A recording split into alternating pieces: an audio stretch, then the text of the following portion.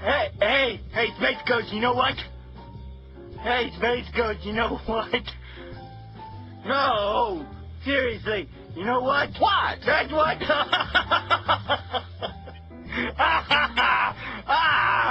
That's you good, buddy. That's what? That's what? Brack, if you don't stop doing that annoying whatever it is you're doing, I'm going to blast Zorak. I don't believe you. You don't? No, I don't. Believe it. I, Triple Dog, dare you to do that again. No, you don't.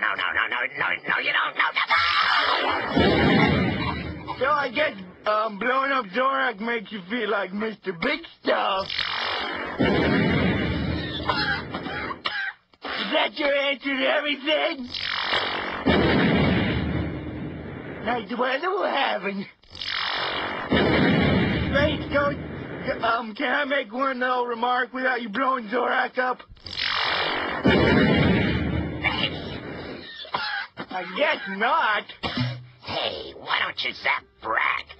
He started the whole thing. Oh, he'd love to blast me, wouldn't you, Space Coach? Wouldn't you, Mr. Big Man? But he can't. You know why? 'Cause I'm not animated to explode. Does that make me crazy? Does that make me crazy? Hi guys, this is Miss Meyer with another episode of the Miss Meyer Show. So what we are going to be doing today is we're continuing on with Chapter 5. This is Chapter 5, Part 2. And we will be beginning on page 178. Very little bit on 178. And then we're going to end on page 190, which we've got a good bit to cover, but we're going to go through it pretty quickly. Okay? So what we're going to talk about on page 178 is we're going to talk about the neutral strip. Now, with the Louisiana Purchase, you know, America had gotten all this land, this major big part of land. And so there was all this area that was uninhabited, or as far as the Europeans were concerned, or the Americans, was not inhabited. So there was a huge amount of land that did not define the, you know, it didn't define the, I'm getting all of this. I don't care about this.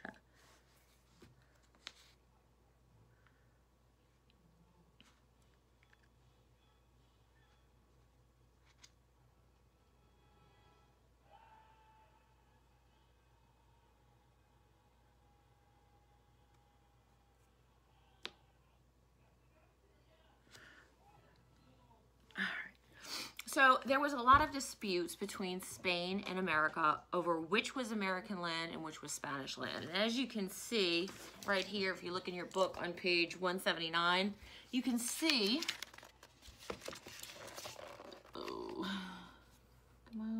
here we go. Well, you can see how there was not a clear-cut border between Spanish lands and American lands. And so there was always a kind of like, you know, tension between these two countries over who was the one who controlled this whole area that was kind of very vaguely defined on who it belonged to. So we had this agreement that was coming. I mean, there was constant arguing back and forth. Oh, this is my property, this is your property, whatever. Think about it this, if you have like a big old, you know, like you live out in the country and you've got all this land and you want to be able to say to whomever, you know, your neighbor, saying, hey, this is where my property ends and this is where yours begins. That's why they say this thing called fences, good fences make good neighbors. Have you ever heard of that? It's a real thing. But anyway, so they wanted to have an actual physical boundary so they can say, okay, Spain, you stop here because the rest of it belongs to us over here on this side. So this was kind of, they came up with this neutral ground agreement, basically. And we all know what the neutral ground is in New Orleans. That's where you stand for the parade. You're either on neutral ground side or you're on, what's the other, sidewalk side. But this is the reason that we kind of get that. Because the two places, okay, so this is Spain and this is America. There was a spot in the middle that they kind of said, okay, this is where Spain ends, this is where America begins, okay? But they had a middle piece right in the middle, which they called the neutral agreement, neutral ground agreement. And they put it there and they said, okay, until we can decide exactly where the border is, we're going to both stop right here, and in between us, there's going to be a neutral spot that's going to be like no man's land, so that we can easily detect which side things are coming on, okay? So they left that alone, and they called it, you know, the neutral ground agreement, or no man's land, because it was supposed to be for absolutely no one. No one was supposed to go in there. And what it became was like a free-for-all place. This is where they had all kinds of pirates and bad things going on, and because no one ruled this neutral land part. It was no man's land. And since it was no man's land, that meant that no one controlled it, and no one was policing it, because they didn't know who it belonged to. So people could go in this no man's land, this neutral strip, and like go crazy and do all kind of crazy stuff.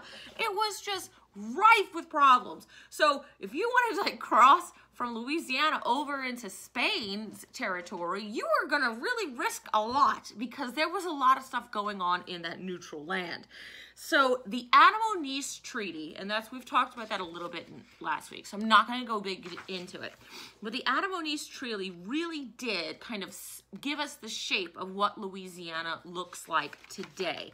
And it really, it basically said, once this treaty was done, because Louisiana and Spain were saying, hey, we've got to fix something. We've got to create a system here. We can no longer allow this neutral strip to continue like it is, because it's getting terrible, because it was spilling into, you know, Louisiana, and it was spilling over into Florida. We've seen lots of pirates and all these other kind of things really becoming an issue for both countries. So they decided, Adams, a guy named Adams, who was actually, who was John Adams, was it? No, yes, John Quincy Adams. John Quincy Adams, the son of John Adams. And Don Luis this is his name. I'm going to say it. Don Luis de Ones of Spain. So it's actually probably the Adam-Onis Treaty. But, you know, we'll say it like we do. What is this hot pink thing on my bed? Just ignore the unfolded laundry in my bed. And don't judge me. Okay? Don't judge me. All right. So Adams and Onis, they got together and they formed basically the boundary lines. When we talk about the Adam-Onis Treaty, it's really, you know, so people don't even remember it. They don't even think about anything of it. Like, oh, you know, it's like one of those Jeopardy questions that you just happen to know. But as far as Louisiana, it is a big deal, because it gave us our signature boot state. And you can see, like, I don't think I have a picture of it on my shirt. I have this one that says Baton Rouge. But you know how Louisiana's famously shaped like a boot, and it was the Adam-Onis Treaty that did that for us, that gave us this little, you know, shape the way it is. And it basically said, it put the eastern border, and we can show you this picture right here. Okay, so it stopped us right here. It put the western border along the Sabine River all the way over here, and gave us, like, you know, right around this hook part of the Louisiana, and it gave us this. It like kind of gave us the little end part of our boot.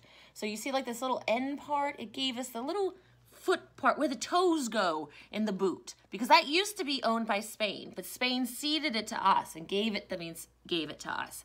Spain was having a lot of issues already. They didn't want to be dealing with it. They said, you know what, we just give up. We don't want to fight with anybody anymore. We're tired of the fighting. So they gave this little part over here to to the United States over here. And then they gave up the West Florida part too. Eventually, like, I don't want to even deal with this. I've had enough. It's kind of like what I feel with my kids every single day. They know exactly when to come at me. Like, they will drive me insane all day. And then when I'm at my very wit's end, they'll ask me something like, Mom, can I buy this on Apple iTunes, or can I buy this from the something? And they know that I'm so stressed out and I'm so like, oh, I'm over it. I'm like, whatever, just do it. Just go. I'm just tired. Go in. If that makes you happy and you get you out of my hair, then go buy whatever you want. But that's a bad idea, because Kate bought something like really expensive one time on some kind of app, and then I told her the same thing, and she downloaded a virus and like wiped out everything. So I'm really not into doing that anymore, but they know when to get me. But this is how Spain was. They were like, I don't even want to fight with you anymore. I'm tired of it. I'm tired of fighting with France, or excuse me, I'm tired of having to deal with France and all of their, issues. They got Napoleon now, who's just, a few colors short of a crayon box, and I've been fighting with England. I don't want to mess with them, and now I got you in my ear. Take it all. Go ahead and take it. I don't care. That's basically what Spain is saying at this time in so many words. Okay? So that's what I want you to know about the Adam-Moniz Treaty, is that it gave us that unique boot shape that everybody kind of thinks when they think Louisiana. They're like, oh, you're shaped like a boot. Which, whatever, I mean, I guess we are, but it's not, whatever. So this is another thing that we're going to talk about, is injustice. There's so much injustice going on, but not just in Louisiana, but all over the United States at this time, because we were trying to form a country, but there were people that were already here. So it wasn't like we were just stumbling on some bare land that we could, cultivate and make however we wanted. There were people living here already.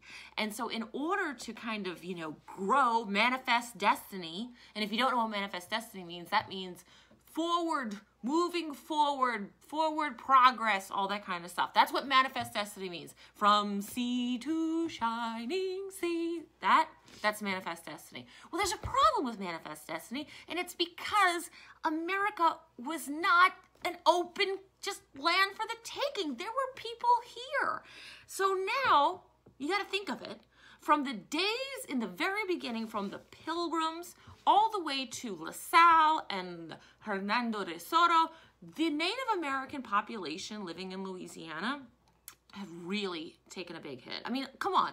They have gone through so much. Okay, they had people coming in, first, taking their stuff, second, giving them diseases. They were gross. They had all the illnesses that the Europeans did, and they gave them all over to the poor Native Americans that were here. They were dropping dead with smallpox and things like that.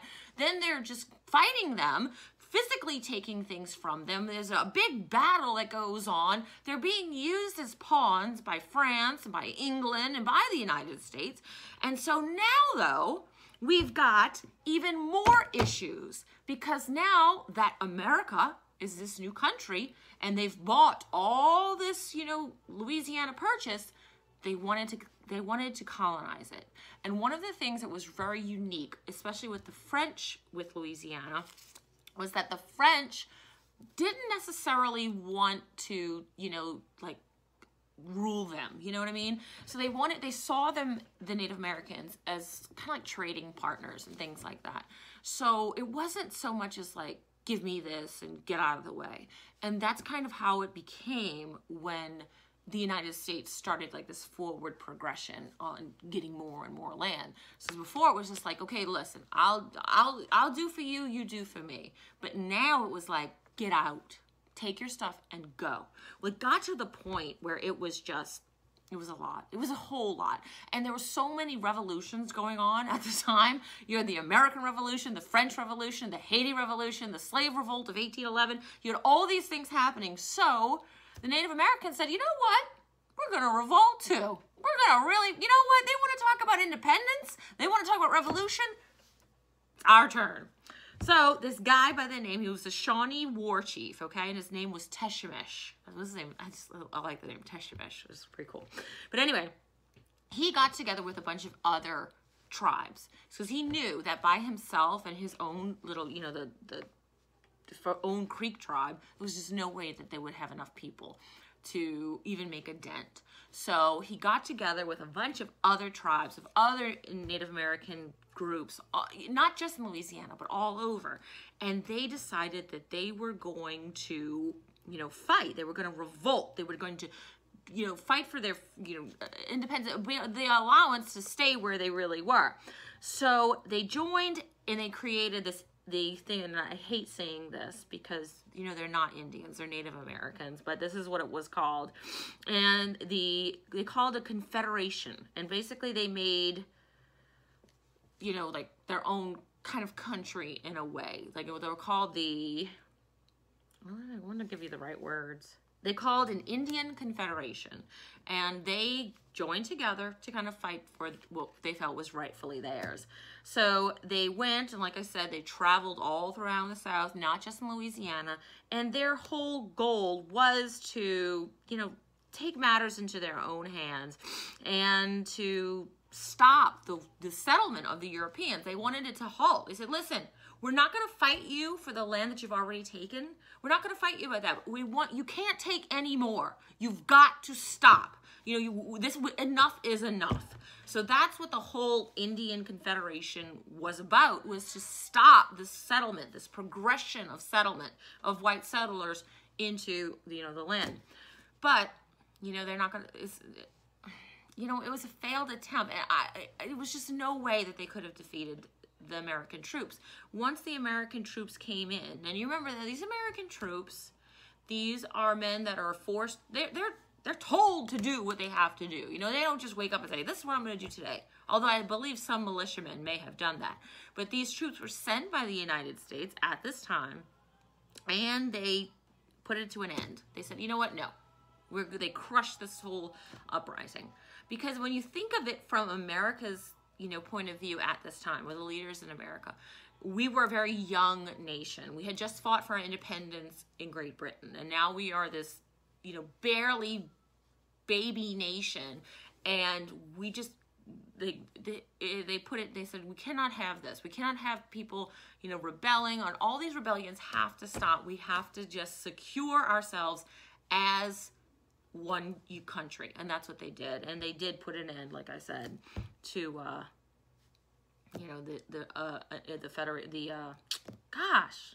the Indian Confederation. I'm just having so many brain farts.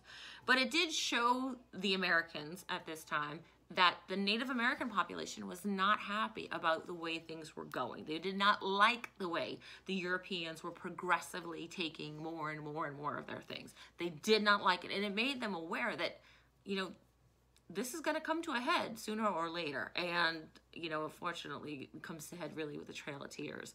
And that's not good. But this is where this whole thing is going. So in the South, right now, in Louisiana, during this time period, you've got a lot of just kind of people pulled from both sides. You've got a lot of tension, two different groups of people. Like I always say this to you guys, you know how some people are like, oh, I remember the good old days when we were all, that's never happened.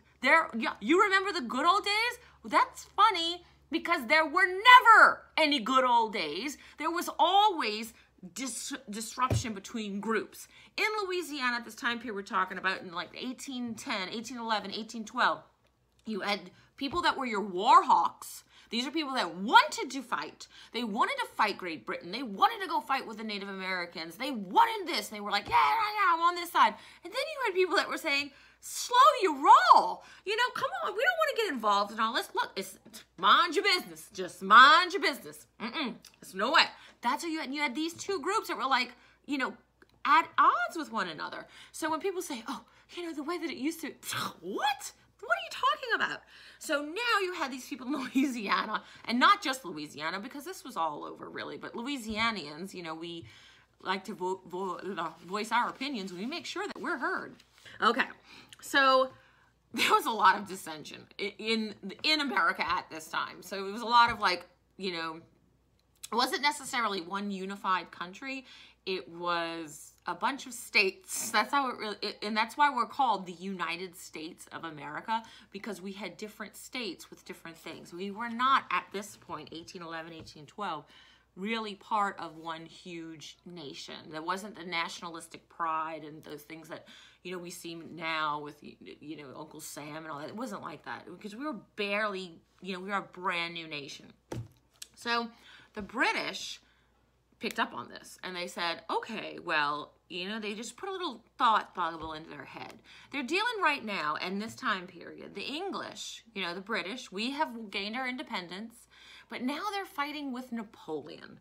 And Napoleon wants to take over the world. He really does. And so Britain is really worried about Napoleon. Now, Napoleon is French, and Louisiana, it was, very, very French. And so we really didn't have a lot of issues with Napoleon himself as a statewide wise, but the United States would eventually have to worry, because if Napoleon wanted to take over the world, eventually he would have come to the United States.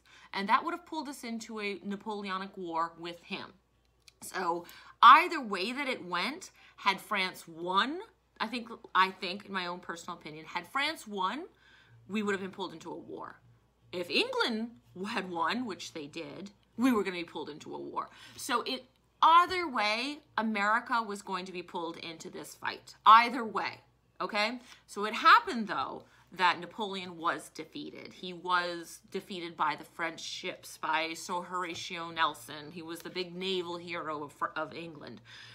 But the issue came to, it was having a lot of issues. This was one of the big ones, okay? So they were getting up to how the War of 1812 started. So you got Napoleon. They're fighting Britain. Now, Britain does not have enough soldiers to fight Napoleon. They don't. So what they started doing was they started pulling over American ships and kidnapping American sailors and making them serve on British ships to fight the French. Well, like, America's like, wait, what's going on? I'm waiting for my little Johnny to come home off the American boat. And what happened to Johnny? Oh, he was kidnapped by the British, and now he's forced to work for them. This was happening. And people were like, what? And so you had some people that like, you see, this is what happens when we get involved in everybody else's business. We don't want to do this anymore. But then you had other people that were the war hawks that were saying, we want to get involved. This is something we definitely want to do. So you had these two groups.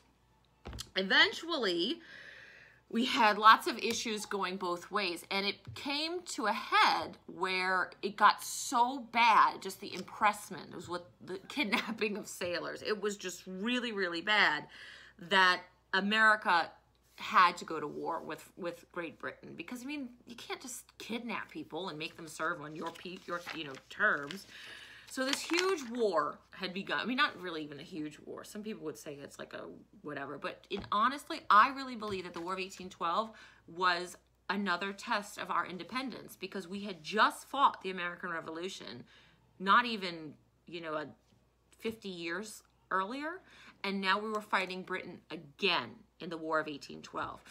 And so it was really kind of like, I feel, as a almost doctor, that it was the second American Revolution. Because had we have lost the War of 1812, I think that Britain would have easily just taken over. Okay? So President James Madison, he's the president right now, and he declares war on Great Britain. He says, you know what? I think we need to do this. Now, when the president declares war, and we're going to talk about this much, much more when we get to the civics part, he can't just say, oh, we're going to war. That was never a thing. Presidents, even today, that never could, they can't just say, oh, we're going to go to war. They cannot. They've got to get approval from Congress. That means that they've got to get people to vote yes or no if we can go to war. Same thing with War of 1812. James Madison believed that we needed to go to war, that this needed to stop, that we need to at least show Great Britain that we were not going to tolerate them kidnapping our guys, that we were not going to do this, that we were going to be, stand up to them. And so it was a split kind of idea. Some people in Congress wanted it, some people didn't, but in the end, they did declare war. And the problem really was, it was that, okay, yeah, we defeated them the first time, but how did we defeat them the first time? We had help. We had French help, we had Spanish help, we had German help. This time, though, we don't have that help. So now we're going to have to defeat them on our own.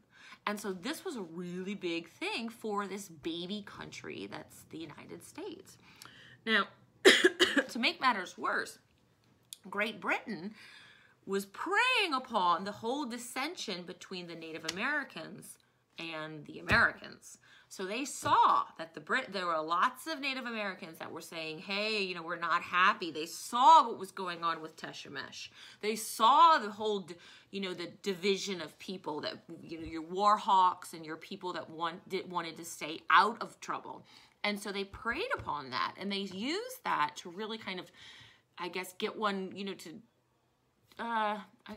maybe like, I don't know, psychologically really damage the United States at this time.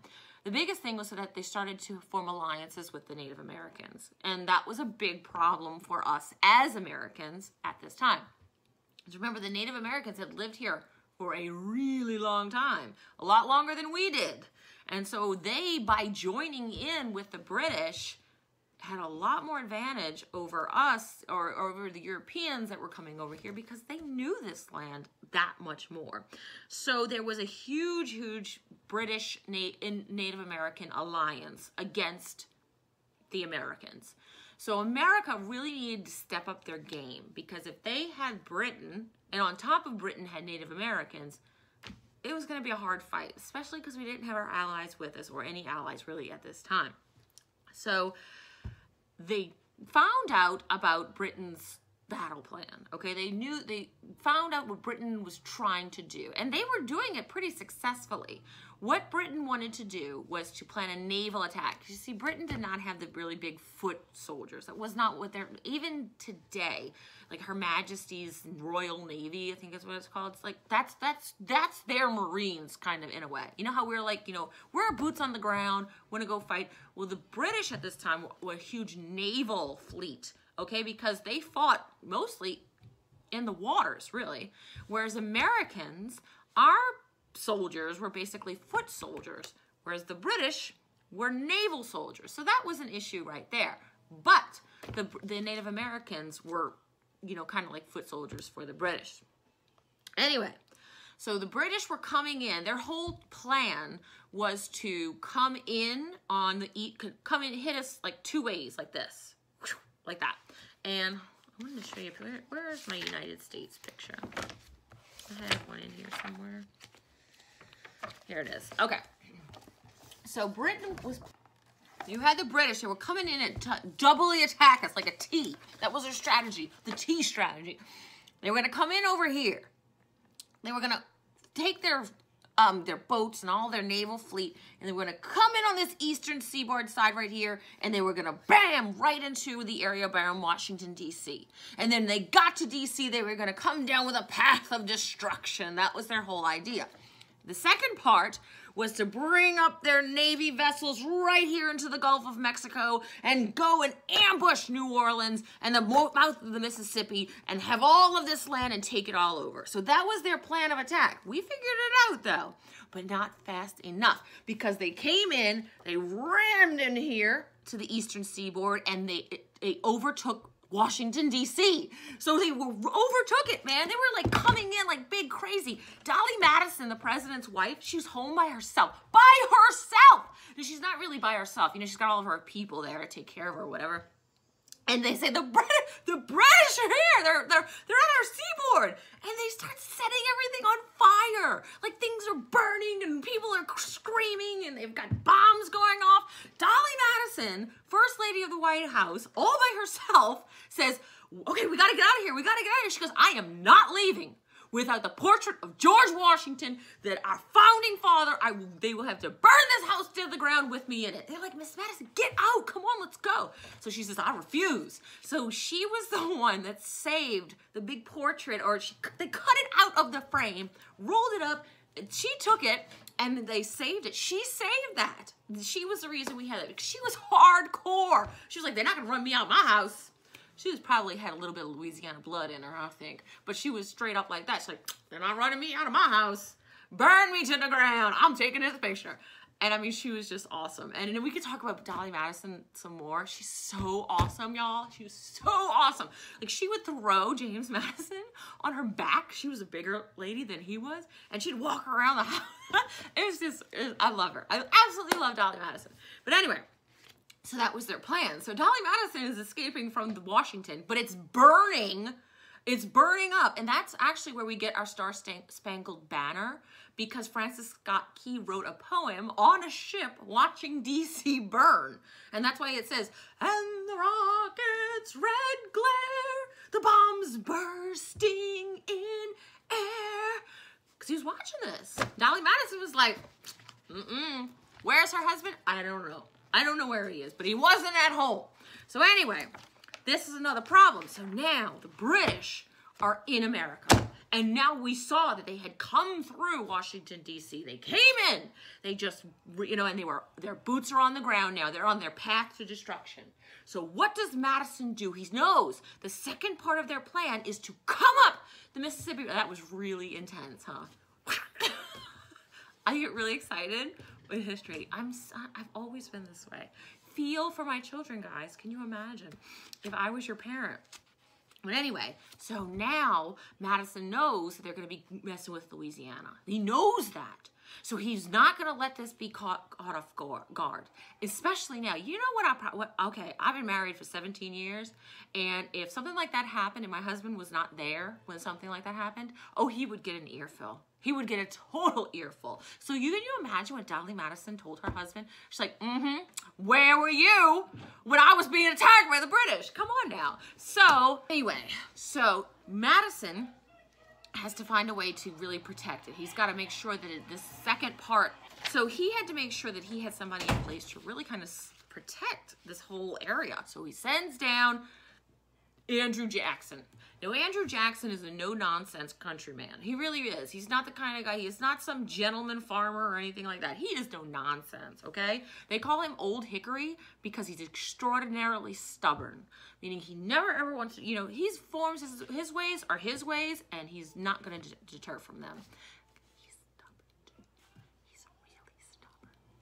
And he believes the craziest things. Like I tried to explain to him that, yes, we did walk on the moon, and he refuses to believe me. For real. Okay, so anyway, Andrew Jackson is called Old Hickory because, like I said, he's super, super stubborn. But he's a very good military leader, and his job is to really protect New Orleans and protect the mouth of the Mississippi River. Well, comes down, first off, he brings his wife here, all right? Rachel Jackson. Let me tell you a little bit about Rachel Jackson. She comes here to New Orleans and she says, oh, I'm not staying here. Oh no, I am not staying here because this place is Sodom and Gomorrah and I'm leaving. Because we're New Orleans, right? The people are like, hey, the British are coming. Let them come. More people, more fun. It was a big deal like that. Okay, so now though, she's like, I'm leaving. So Andrew Jackson has to take over the city. And the city is, it's New Orleans. So he's trying to form some kind of plan to protect this city, to protect the Mississippi River. And the people of New Orleans are just like, whatever, come on, let's have a good time. And that's a problem, especially when you're trying to save your country. And so he kind of institutes a bunch of military law, things like that, make him very, very unpopular with the people of Louisiana, telling them they've got a curfew, they've got to stay home at night, they've got to do X, Y, Z. They were not happy about this. So Jackson was not at first the big war hero that he eventually became. He was very, very disliked. It was very obvious, though, that the people that he had that were helping him needed to be much better trained. They were nowhere near ready to fight the British that were going to be coming through. So I have this thing here, and I have 40 minutes already. I should probably end. I don't want to end that. I guess we go. Okay, so I'm going to go quickly. I'm going to this one. So Andrew Jackson has the Battle of New Orleans, which I'm going to talk to you about Jean Lafitte in class. It's really interesting. We just don't have enough time right now. But Jean Lafitte was also someone who helped, win us this whole Battle of New Orleans thing. So Jackson and his guys, they're here protecting Louisiana. He's got them all trained like he needs them to be, and he has them stationed in Chalmette. Now, what happens is the British come through the mouth of the Mississippi River, just like their plan was, and they met with Jackson right there in the Battle of New Orleans. It was in 1815 when the Battle of New Orleans was attacked. So the British came up. It's a levee, right? So we're in a levee position. This is how crazy it was. So if you ever go to the Chalmette battlefield, and you can see just exactly how it was what they fought. We had the vantage point because, as you can see, it's kind of like in a bowl thing right there. So the Americans or the Louisianians were behind these big pillars, like these boulders like this. And as the British came down from the levee and they came down the hills like this, we were right there hiding, and we were just taking them out one by one. Like, taking them out like crazy. We were hiding in the trees, we're hiding around, and they couldn't stop. They had lost, guys, 2,000 men in that one fight. 2,000 men, okay? Jackson, the United States, lost 71. That's it. That's it. In fact, more soldiers died of disease than they did on that battlefield. For real. So eventually, though, England lost that battle. They got back on their ships and they went home. Well, later on, Jackson's like, oh, I'm so glad we're done. Battle of New Orleans, we did it, we did it. They're raising their American flag. Woo, woo. He gets a call from the president and says, hey, guess what? A couple of days ago, or 2 weeks ago, we signed a treaty that ended this war. So you don't have to even worry about it. He's like, you did that 2 weeks ago? And I just fought this huge battle that had no purpose? Because the war was already over? So Jackson was like, why is it? But, you know, this is not social media. You can't tweet people or whatever it is you do now. I lose track. Is it Twitter? Is it Facebook? Is it Snapchat? Is it whatever? I don't know. But anyway, it took that long to get information. So a lot of people say, well, this war was insignificant because there was no clear winner. Because basically what the Treaty of Ghent did, and that's what ended this war, was just put things back to the way they were before. No land was gained, no land was lost, no, big deals or anything. It was none of that. When this war ended with the Treaty of Ghent, it just ended. It basically said, all right, we're not going to fight anymore. We're done fighting. I'm done. And just left it at that. That's it. But it did have a huge impact. And let me tell you why. Because some people will say this war was fought for absolutely nothing. And I disagree. Okay? And when I disagree, I really disagree. It's pretty bad. When I'm disagreeing, I have a crazy face, huh? I'm sorry. So when I disagree with something, I'm going to really come at you with all my evidence. Let me tell you why this war was super important. Number one, this war, most importantly, showed England that we are not a force to be taken, that we are a force to be taken seriously. And that we're not some little baby nation that you can just decide, oh, I'm going to go over there and do this. I'm going to kidnap their people, make them fight for us. That's not going to happen. We won't tolerate that. It let them know, not only Britain, but the rest of Europe and the rest of the world, that America was a legitimate country. That we were a legitimate country with legitimate soldiers that would legitimately fight to defend our freedom. So this was the first time that we as Americans were able to really display that. Number two, this is when the people of the United States started to feel like one common country.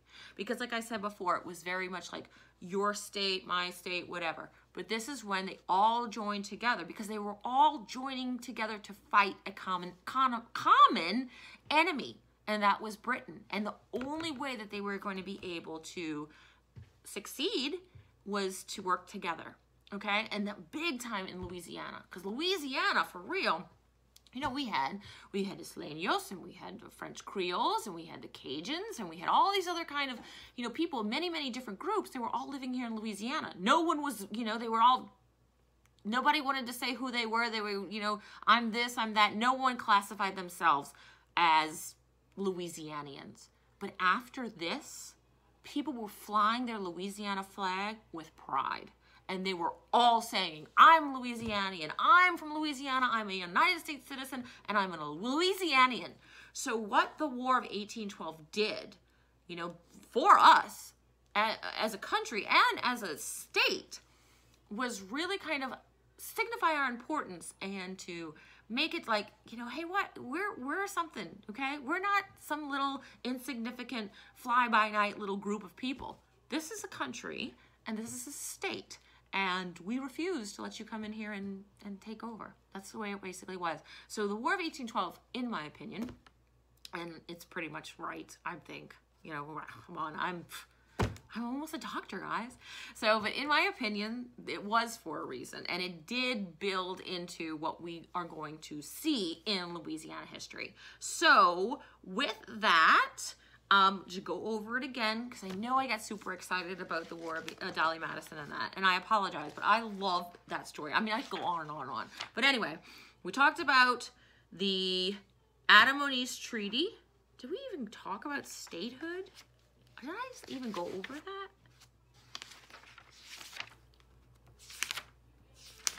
I didn't even go over statehood. Okay, let me just give you, this is an addendum. We became a state on April 30th of 1812. We became a state right before this war happened because we had enough people here, more than enough people, and we drafted our own constitution. We met all the requirements. We were no longer a territory, but we became a state. So going back, we talked about the neutral strip, how it was a space between America and Spain that was getting a little crazy. We talked about statehood briefly, that we became a state in April 30th of 1812. We talked about, didn't really talk too much about the 1812 Constitution. We'll go over that in class, the 1812 Constitution. We talked about the Adam-Onis Treaty, how it set the boundary for Louisiana. We talked about the fighting for land between the Native Americans and the Americans. We talked about Teshime Sherman. We talked about how the British were impressing or kidnapping American soldiers, sailors, making them serve on their ships, which brought us to the War of 1812. We talked about Andrew Jackson, how he came to save the city of New Orleans. And we talked about the Battle of New Orleans, how it ended, how it basically ended with us winning it, but it was already, the war was already over. And we talked about the Treaty of Ghent that ended the War of 1812. And finally, we talked about the significance of the War of 1812. So we went over all of those things. I know I talk fast, but you can, this is a video, you can rewind it. So make sure that you guys have all this done. Fill out your guided notes based on this and what you go and talk about in class and what you read from your own textbook. So in class, on Tuesdays and Thursdays class, we're going to talk about, I know I told you, but I already forgot. The 1812 Constitution, well, the 1812 Constitution in Louisiana, and we're going to talk about Jean Lafitte, Dolly Madison, James Madison, Andrew Jackson, Sherman, and the British. So we're going to talk about all of that next week in class. Your code word for the video is right here. Make sure that you enter it in. I've had some people that were entering in this code word, trying to enter in this code word for the exit ticket.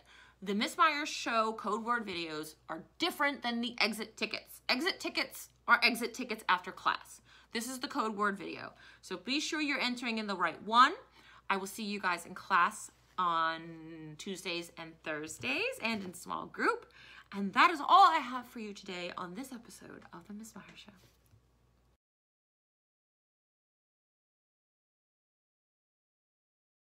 It's like, what? What? Kate said you have to watch over me. No, tell Kate, get out. I'm doing a Miss Myers Show. Close the door. Remove yourself. Close the door. Don't go in the kitchen. Huh? What? I'm sorry. What? I came in to return my phone. Hurry up and get out. I'm sorry.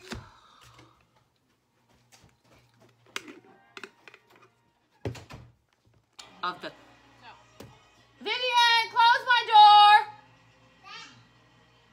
That was Daddy. I don't care. You be the one to close it. Ah! Every time. Come on in. Do what you gotta do. I'm filming Miss Myers Show. It has been interrupted like 5 different times. Every time. It's like as soon as I close the door and I say, okay, I'm going in here to do a Miss Myers Show, which they know what that means. Like all of them. Like I'll say, it's a Miss Myers Show. Get out. What do? They all have to come in here. Everybody's got to come in here for some reason. And I just saw my daughter ride her bike down the street carrying a giant umbrella. I can't make this stuff up. This is really it, okay? So anyway.